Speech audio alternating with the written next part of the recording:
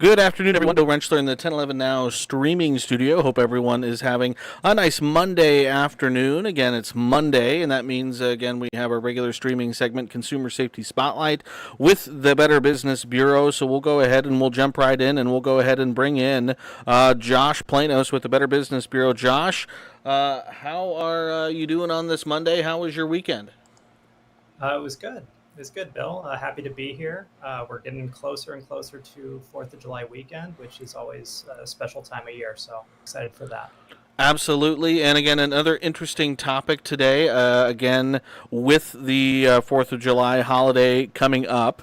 Again, we're kind of talking about, I put it in the lower third down there, blowing up fireworks, not your wallet.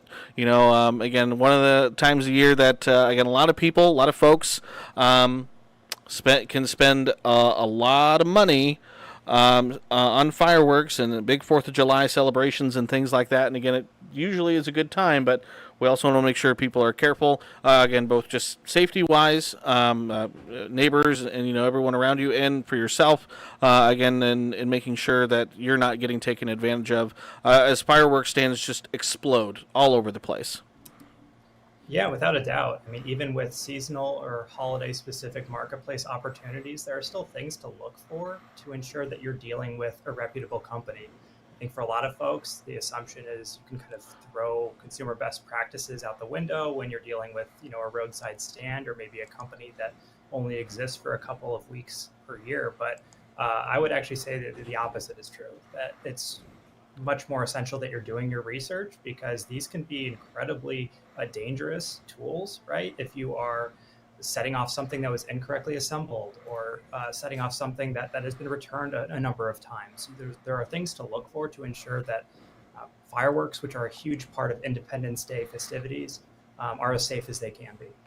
Yeah, 100%. Again, these are things that potentially your children are going to be lighting off. A lot of people doing, block parties or, gatherings, friends, family, and, setting off fireworks. So, again, just the fireworks themselves, make sure you're buying high quality stuff, the right stuff.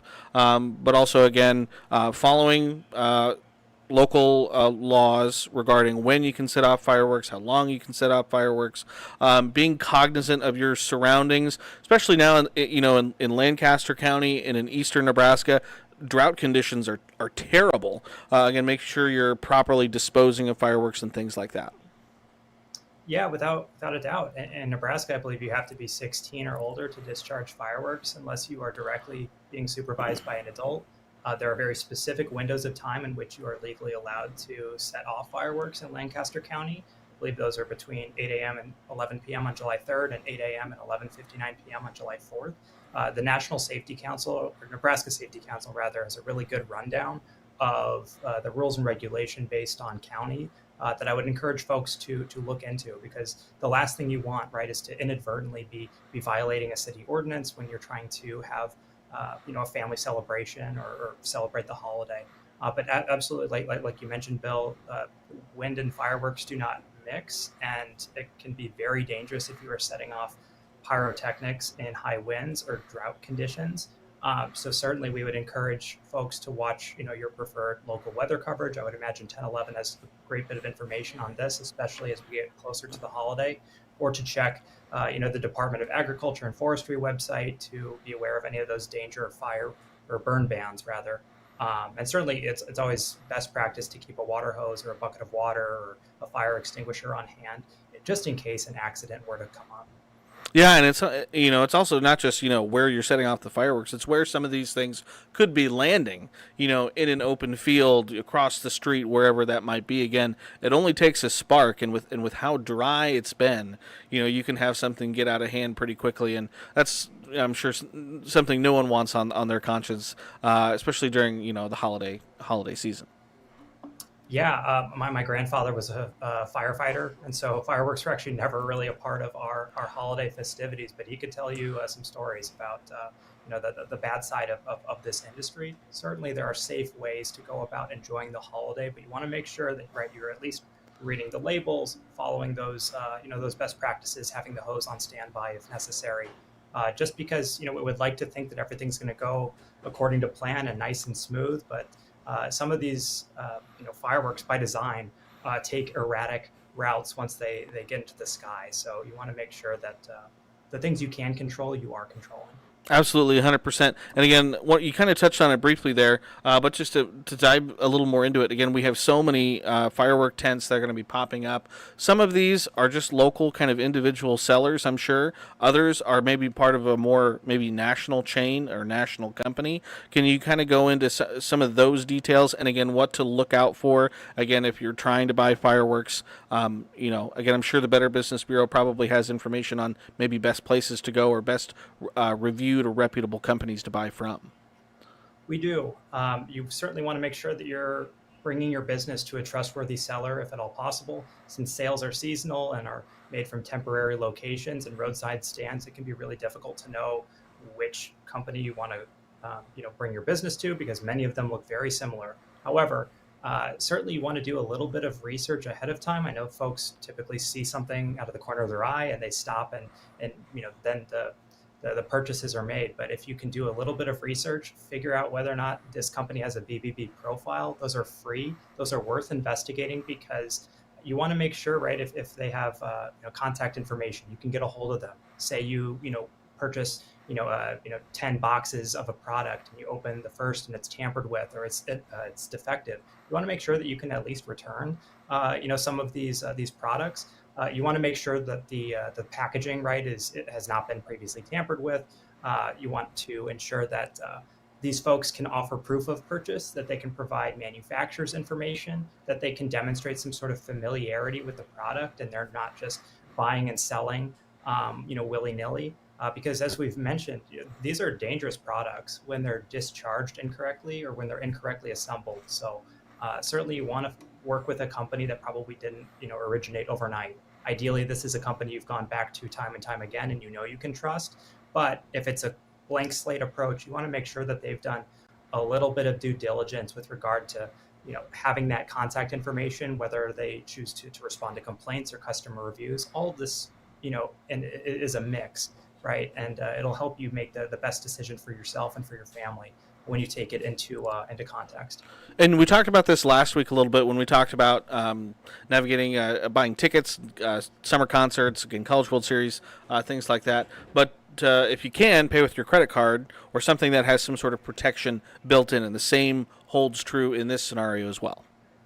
Yeah, according to our research, and we've done a lot of studies on monitoring scam victims, scam prevention and awareness efforts. And according to this research, those who pay with a credit card are far less likely to lose money on average to a scam. So be cautious when you're paying with things like digital wallet apps, prepaid money cards, or other non-traditional payment methods, because those methods are not backed by any collateral. And it is very difficult to dispute those charges. And typically you never see that money again once it has been spent. Credit cards at least have some sort of protection. So even if, say, this company is unwilling to take returns, you can dispute the charges through your credit card provider. That's always something that's nice to have in your back pocket, and to rely on credit cards if that method is possible. I know it isn't for everyone, but certainly you want to work with the payment method that is most protected. And as far as we have monitored, credit cards are that go-to source. And sometimes probably the easiest thing with the holiday, again, and certainly the cheapest thing, is, again, there'll be a number of professional shows coming up here over the next couple of weeks, whether it's Uncle Sam Jam through the city of Lincoln. Again, I think Seward, again, obviously has a big celebration parade, everything like that. So a lot of the local municipalities, they're probably going to be putting on their own firework displays. And I would say probably argue by far and away that's the most surefire way to make sure you're kind of getting through the holiday without maybe getting hurting your wallet or maybe hurting yourself or someone else. Yeah, going to the professional shows is always going to be recommended. Certainly, there are folks who probably buy enough fireworks that their show might border on a professional demonstration. But there's a reason why folks are convening to watch the professionals do it. One, it's going to be at scale. It's going to be something you can't really do individually, and two, it's going to be a lot safer if you're not actually the one lighting off these fireworks. So if at all possible, you can support your community, right, by taking advantage of some of these opportunities, maybe meet some new people that you haven't had the chance to come across. But yeah, if at all possible, take advantage of those community events, because that's really what's special about this holiday. 100%. And again, I'll add one more time again.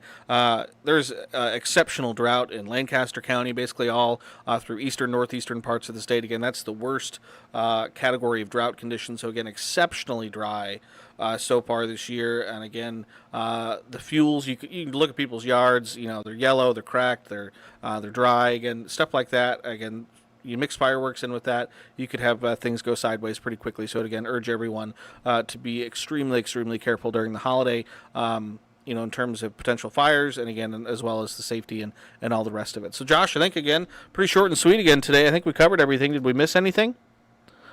The one thing I would mention is just to keep small children and pets in mind. I know it's very easy to focus on the explosions that you want to see in the sky, but there are very vulnerable folks who are around when these things are set off, and you want to make sure that you're keeping everything into account before you discharge what is actually artillery from your yard. Yeah, and I guess I would also add to that as well. Again, check on your neighbors, maybe elderly. Again, you don't know necessarily what they've been through or what they're dealing with. And again, loud bangs and explosions, they could be triggering and bring up bad memories for them. So again, check on your neighbors there as well. Again, my dog Snickers, she barely even hears the fireworks. She's under the bed. She's out of the way. She's gone. She's not coming up for a couple days. So, and my neighborhood is particularly loud, particularly noisy. So it's not a great time of year for the pets in the Rentschler house. Yeah, absolutely. My dog, if she could hear a little bit better, I think would be more of a concern. But we lucked out, I suppose. Awesome. All right. Well, Josh, again, thank you so much again for jumping in today. Again, we're going to take a break next Monday. Again, with the holiday week being next week, I'll be out of town. So we'll check back in with you in 2 weeks. And again, I'm sure you're going to have more awesome, great tips for us. But again, appreciate you jumping in today, and hope you have a good 4th of July holiday. You too, Bill. Thanks so much for having me. Awesome. All right. That was, again, Josh Planos with the Better Business Bureau, again, for our Consumer Safety Spotlight segment. Again, you can find this on all of our streaming channels. Again, right now we're live on 1011now.com, our Roku app, Fire TV, Apple TV, also live currently on YouTube. Again, as soon as the show is done here in just a second, we'll cut it, we'll clip it, and again, it will be attached to a web story online. Again, you can find it on our YouTube channel. Again, tune in throughout the week. We have several regularly stream segments that we have on Wednesdays. We have Crime Stoppers with Madison Pitch and Jared Benary. On Fridays, again, we talk to the Flatwater Free Press, kind of do some insight into stories that they're working on. So again, as always, make sure you keep it tuned to 1011, both on air and online, for all of the latest news, weather, and sports. Again, thanks everyone for tuning in and for watching today. Again, hope everyone has a nice day, and we'll see you next time.